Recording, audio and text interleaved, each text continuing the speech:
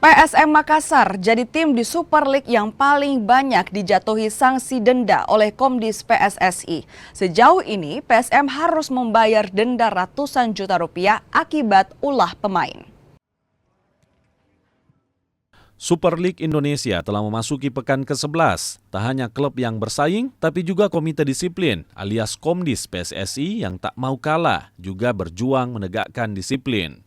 Komdis PSSI sejauh ini telah menjatuhkan banyak sanksi pada klub yang dinilai melanggar aturan.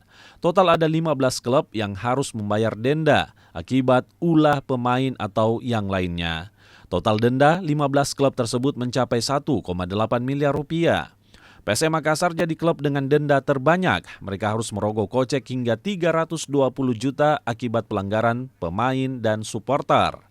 Denda terbanyak akibat ulah pemain yang mendapat 5 kartu kuning dalam satu pertandingan.